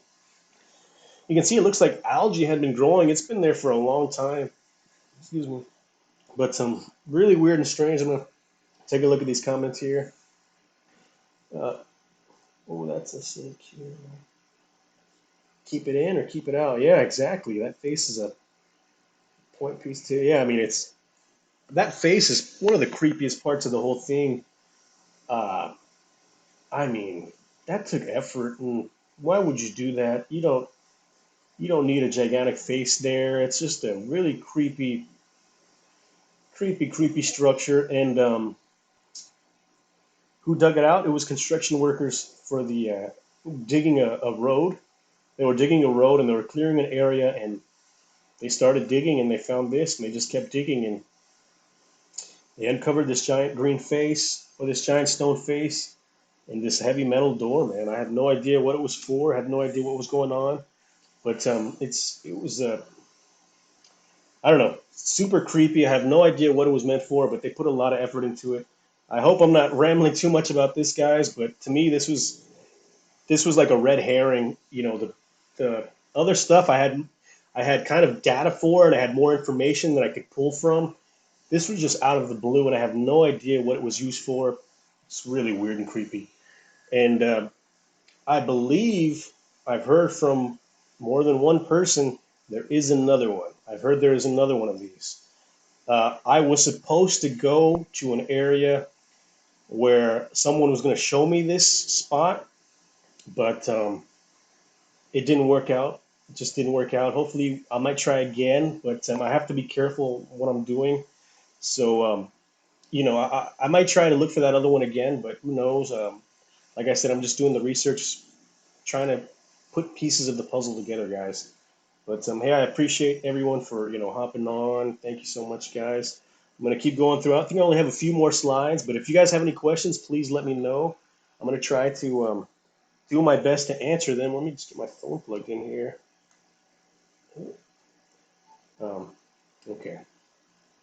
But yeah, really strange, creepy. I have no idea. If anyone has any ideas on what it could be, please let me know. Hey, Bigfoot Odyssey, what's going on, man? Yep, they wanted to lock it in from the inside. Hey, could be nada nada. I have no idea. That's what it seems like. There's no lock on the inside, so whatever they were doing, it seems like they were trying to lock something or someone in there. But I'm gonna go ahead and go to the next slide. What does that symbol? I have no idea. I've looked for that face. I haven't been able to find much information on it. But if you guys want me to go back to it, I'll go back. But right now, I'm gonna go to the next slide. Okay. So if you guys remember, I told you about the Harryman Road being closed. If you saw in that picture, it didn't look like they were doing any type of construction, which is really weird to have a whole road closed down and not do any type of construction on it. So I, I I drove by and I saw this closed for about a month, and so I thought that was really weird. And what's weirder is this photo. Okay, now if you guys, like I said, if you guys have been following me talking on other platforms, you might have seen this photo, and this photo was sent to me June 14th, 2021. The same day the Harryman Road was closed, I was sent this photo. Okay. Now, the backstory behind this photo is a military veteran reached out to me after the Beast of Brushy Creek documentary came out, and he was what they call rucking. I guess it's a military term of like going with all your gear, jogging with all your gear, or whatever. He was rucking in the area with a friend, and as they were walking, a woman frantically approached them, saying that she thought she was being followed by someone in the tree line, in the bushes that was following her. And so she was very upset about it, and they told her that they were going to go check out the area and see if they saw anything. As they were walking in that direction, they saw something with its head sticking out behind this tree, and he was able to get two photos of it. This is the first photo, and I don't know if you guys can see that, but to me, I can see a nose, I can see the eyes. It looks totally different from the tree. That tree is huge. It's a huge, bulky tree, and if you see that head is a if it's a head, that thing is massive. But I don't know, really odd and strange. The picture is one thing, but the story it kind of adds credence to it. And the guy's background, I mean, he's a military veteran, a scholar. He's still going to school. I believe it's law school he's going to. So for him to take a, see something and take a picture like that, to me, it was pretty serious. And for him to reach out to me, it was serious on itself. So I was able to get an interview. That's in the Legend of Hairy Man Road. If you guys see that, I don't know. What do you guys think? I'm gonna look at some of these comments here. Very powerful. Dog man. Yeah, it's a massive tree, Iron Dogger. It's really big, and you can see the size of the head. I'm gonna try to zoom in here, guys. Forgive me if it looks terrible, but to me that looks like right here. I don't know if you guys can see. You probably can't see my arrow here, but I mean, I see a nose. To me, I see what looks like eyeballs. I don't know. It's a really strange photo. If you guys have seen anything like this before, I'd really be curious to know where and what it looked like. But picture is one thing. The story is another thing all in itself. But like I said, I hope I'm not rambling. I'm trying to cover all these points, guys, and I'm gonna get to some other things here towards the end of the video. This is the second picture. The second picture he took. This is from a distance. Now you can see, just looking at this picture, whatever that is sticking its head out, the color, the shape looks totally different from the tree. And it's massive. It's a huge, whatever that is. I have no idea. But it's noticeable from, I think they were more than 50 yards away, but it's noticeable. And like I said, that second picture was a zoomed in picture they got. And this is right along the Brushy Creek Trail.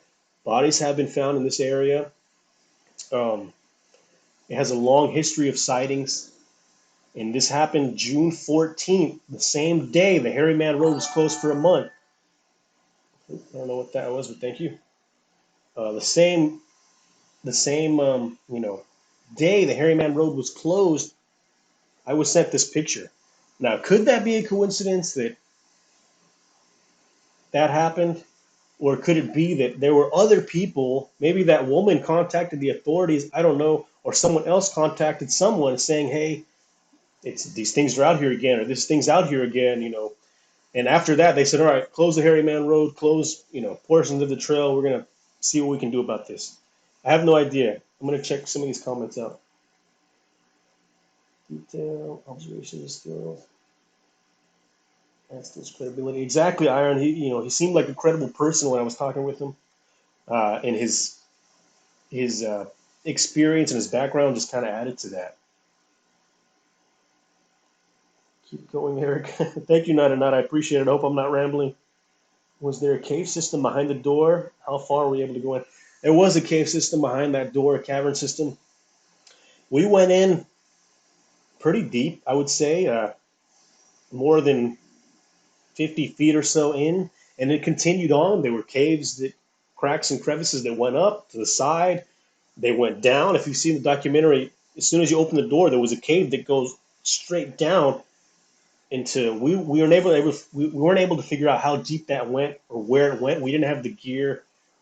We didn't think we were going to find the spot until we found it, so we didn't have the gear with us. And so once we did find the spot, we were too creeped out to go back. I still haven't been back. I don't really want to go back. Um, maybe in the future, but I'm not going without like 4 or 5 other people with us with a lot of gear to explore that area. But yeah, I don't know. Really weird. You're not rambling. This is exciting. Hey, thank you, Nana, and I appreciate it. You're in the area, so I know you're familiar with some of the stuff, and I know you've heard stories and other accounts as well. Maybe in the future, I'd be able to talk to you about it. Okay, I'm going to go on to the next slide here. Okay, guys, so graphic warning, I guess, a little too late now. But if you've been following me, you've probably seen this photo. Now, this photo was shared to me by the same guy who showed the bent T post. And this is a coyote that looks to be inside out and tied into a knot. Now, I'm not sure how you'd explain that. I've never seen one like this before. I've lived in the country for most of my life. I've seen dead coyotes. I've seen roadkill. I've never seen anything like this before. Uh, it's clearly inside out. You can see from the jaws and the ribs sticking out where the ribs would be. It's inside out, and you can see the knots tied there. whatever it was reached in. You see that tuft of hair? That's the anus of the coyote. Reached in, flipped it inside out, picked off the heart, the lungs, the liver, whatever it wanted, and just left the carcass there. And so this was along the Brushy Creek, not in Round Rock. This was closer to an area that I've been, excuse me, an area that I've been quietly researching, quietly studying, called the Balcones Canyon Lands. I'm not sure if anyone's familiar with that. But this researcher, brilliant researcher, hopefully I'll have him on a live chat or live video some way. This researcher is brilliant, and his theory is that he believes the Canyonlands, which is a federal preserve, is an area they go to in like the off season, or maybe they're, I don't know, whatever they're, if they're traveling certain seasons and stuff like that. He believes that this could be an area they go to in certain times of the year to maybe lay low or to, raise young, possibly. I have no idea. That's his theory. It's an interesting theory. And the stuff he's shown me, I mean, it kind of adds to his credibility as well. It's really weird. But this is an area that I plan on doing more research. Um, this was interesting, but the thing that really brought my attention to it was the an image that was sent to me by someone that shows an aerial shot of what looks to be three large beings along one of these roads in the Balcones Canyonlands. They're big, they're black. You can see the shine coming off whatever coat they have. And I have no explanation for that. You would see it and you would think it would be like cattle or something, but there's no cattle in the Balcones Canyonland. It's a national preserve. So the fact that these three big things are lingering on the road, they're not bears. We don't have bears here in Central Texas. I have no idea what they are. I'm planning on doing some type of project for the Balcones Canyonlands to where I can go in more detail because I've heard some really interesting stories about that area. And I hope by the time I start working on that project, I'll have permission to share that photo with everyone because to me, it's really interesting. I can't explain that photo. It's just another thing to add on to what's going on here in Central Texas. I don't know. I'm just researching, guys, and I'm sorry if I offended anyone with this picture. It's nature. It's unexplainable. I just wanted people to know about it. If anyone's seen anything like this, I have heard some other people talk about like squirrels being inside out and other stuff like that.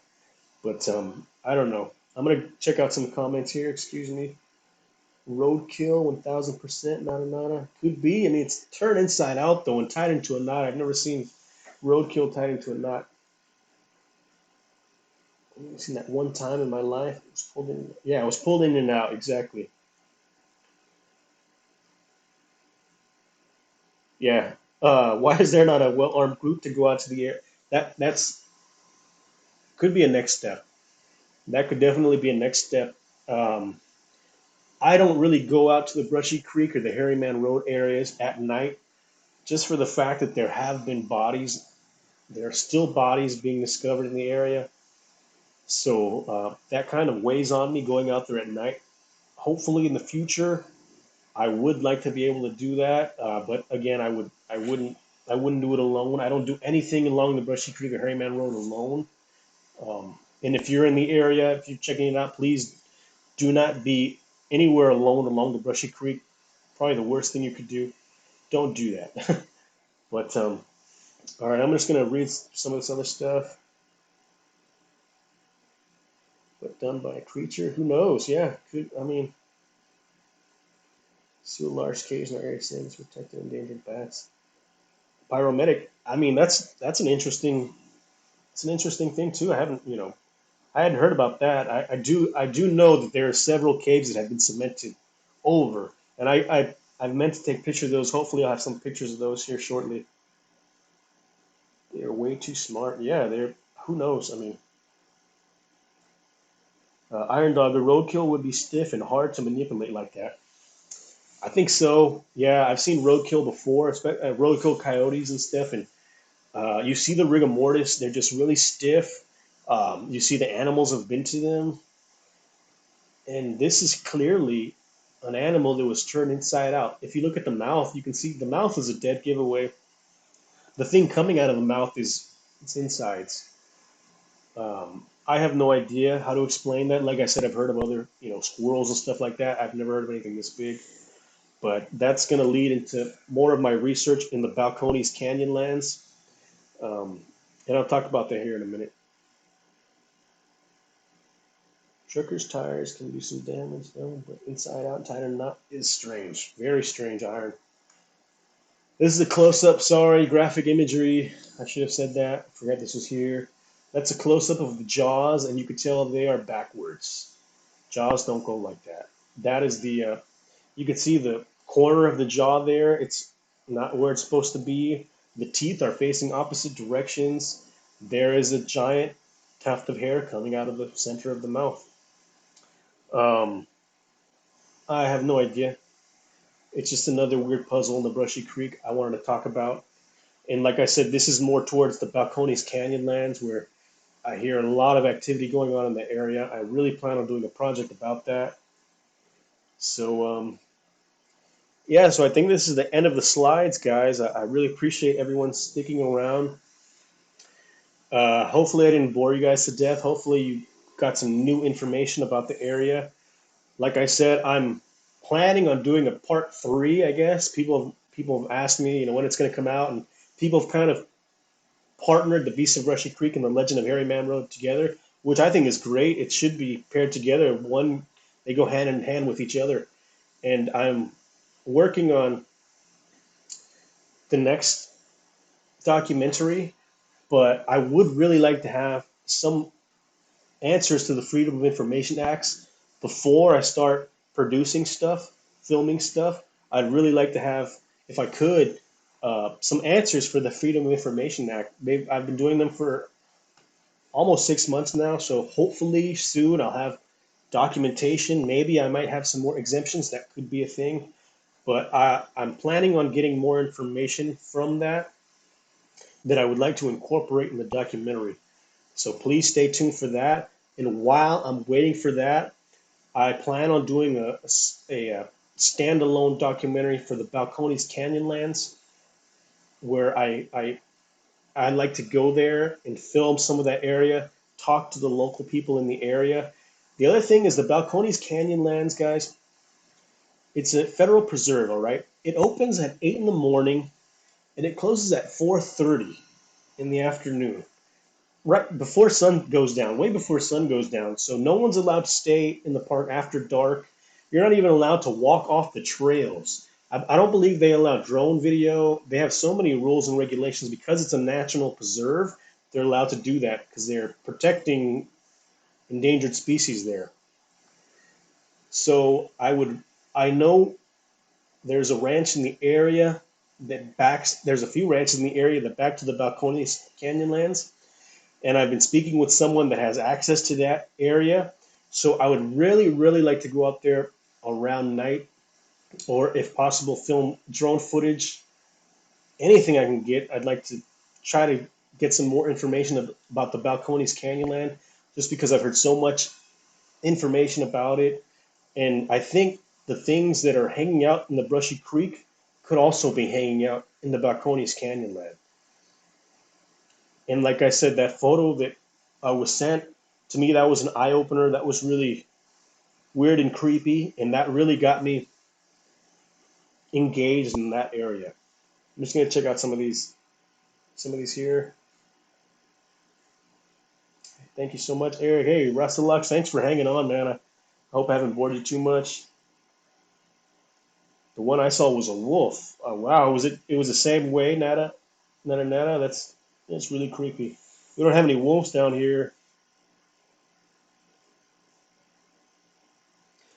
Uh, Freedom of Information Act is a waste of time. They'll run you in circles.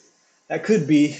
That could be. Like I said, I'm a journalist. I'm not really a researcher, so I'm approaching this from a journalistic point of view.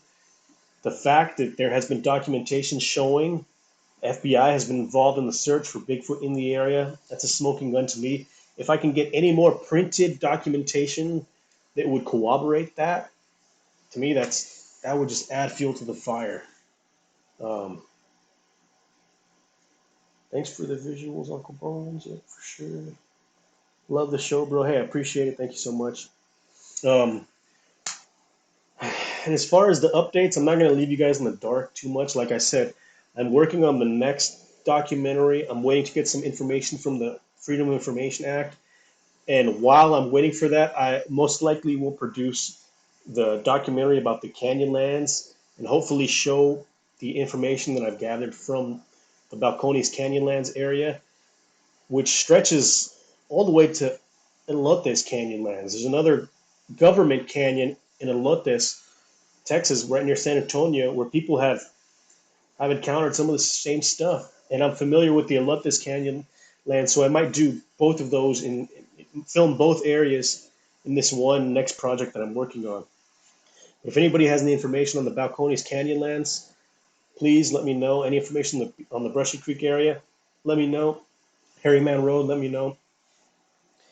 Now, this last thing I'm going to leave with you guys, it's very controversial. It's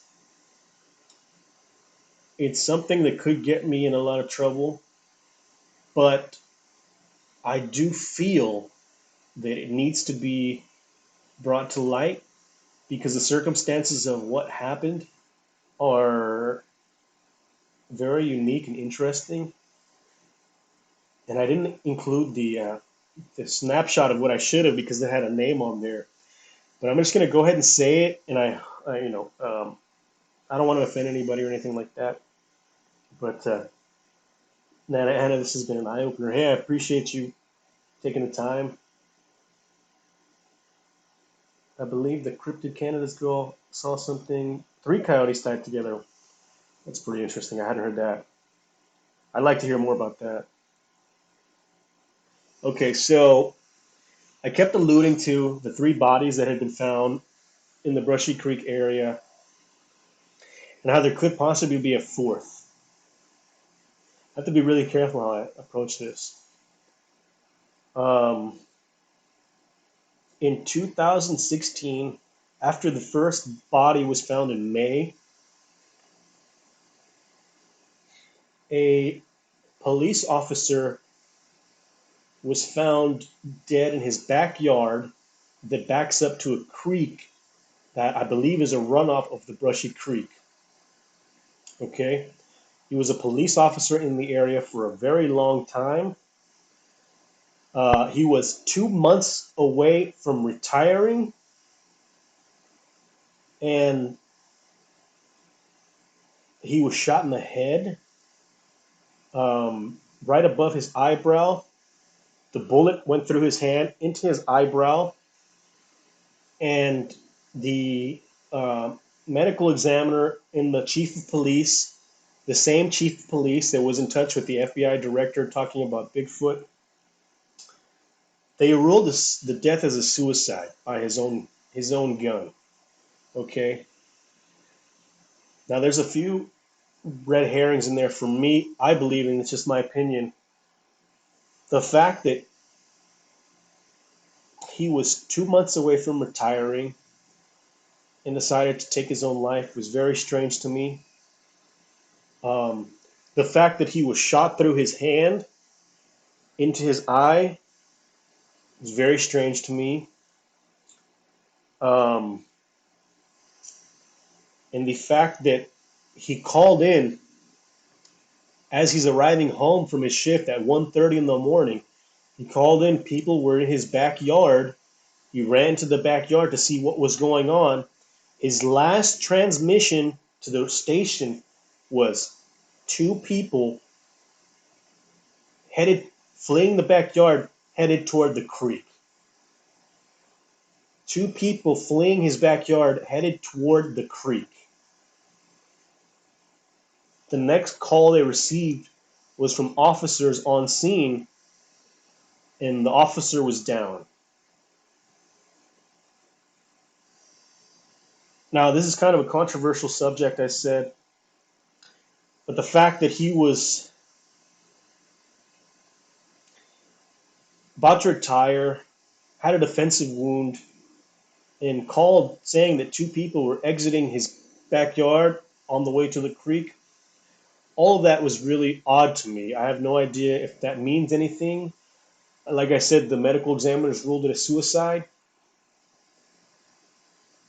I do believe, in my opinion, there is a cover up going on as far as the bodies being found. People at the highest levels and local authorities are involved in it.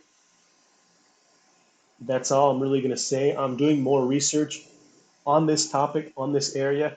I really hope I didn't offend anyone with what I just said. This is going to be I'm going to include what I just said in the next documentary about the Brushy Creek. And the man's widow also believed he did not take his own life. She's entitled to that opinion. I'm entitled to that opinion. Um, it's really odd and strange. Everything that surrounds that's really weird. And I'm doing more digging on that one. Hopefully, I don't get in too much trouble looking into this. But it did happen. I'm researching it. Um, I don't know. I don't know. It's just another weird thing along the Brushy Creek, guys. You got the bodies, you got the FBI looking, you got the Native American burial grounds, you got the caves, you got that big creepy cavern face, and you have an apparent suicide from a cop 2 months away from retiring that had a defensive wound. I have no idea. I can't explain it, but I'm just gonna check these comments real quick.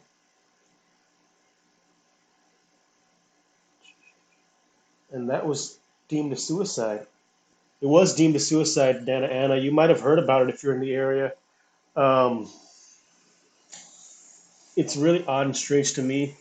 I'm still working on my investigation here. Everyone that's tuned in tonight, I really appreciate it. I hope it was coherent and I wasn't just babbling, and you guys were actually able to take some of this information and maybe spread it to other people that are unaware of it. Please do. Please share it. Share it like wildfire.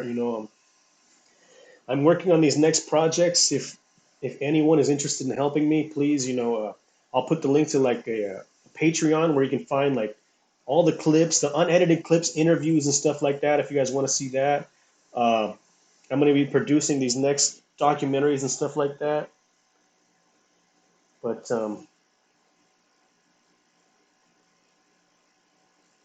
I'm going to go ahead and show that one.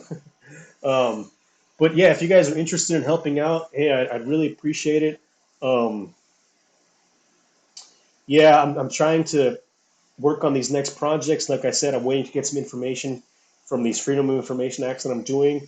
If anyone is interested in helping me, please, um, whatever you can do, I'd appreciate it. If you know someone that has information, please let me know. If you have documentation or if you found something, please reach out to me, Eric at Mediapalace, Ericmediapalace at gmail.com. Um, we're going to keep this investigation going. Hopefully, we'll be able to gather some unknown stuff, and I really appreciate everyone tuning in. Um, like I said, if you guys would like to help, if you guys would be interested in helping me produce the next documentaries I have, I'd greatly appreciate that. That would help a lot. I'm trying to get someone to narrate this next one because I know you guys are tired of hearing my voice. I'm tired of hearing my voice. So I'd like to have someone narrate this next one. If you guys are interested in helping out, I'm going to put the link to my Patreon in there. I may do like a membership type thing, maybe where you can find like all the unedited stuff. You're going to find all the pictures. I'm going to put all the news articles. Most likely, I'll do that on either here or on Patreon. But if you guys would like to help, I'd greatly appreciate it. I'll put you guys in the credits of anything I produce, anything on YouTube, anything anywhere. And I did allude to this next project coming out, and project, this next Brushy Creek documentary. Uh, I've been in touch with people that are interested in learning more and possibly helping me produce this next series, this next documentary. I'm planning on doing it as a as a three-parter, just because I'm going to do the whole thing. We're going to cover everything. I'm going to cover this last stuff that I told you. Um, but if anyone is interested in that, please reach out to me. Feel free, contact me any way you can. Yeah, I'm not good at ending this stuff, but I really appreciate everyone for taking the time to watch. I hope you guys learned something. I've learned a lot just from reading these comments. Thanks a bunch, guys. I'm planning to do another live stream. I hope to do one with the researcher who found the bent T-post and the coyote tied into a knot. Maybe sometime next week. I have to get in touch with him, but I would really like to speak with him so you guys could hear it. Again, I appreciate everyone for reaching out, and that's gonna be it for me. Thanks, guys, so much. I really appreciate it. God bless y'all. Please reach out to me with any information. Uh, all right, guys, have a good week. Good night.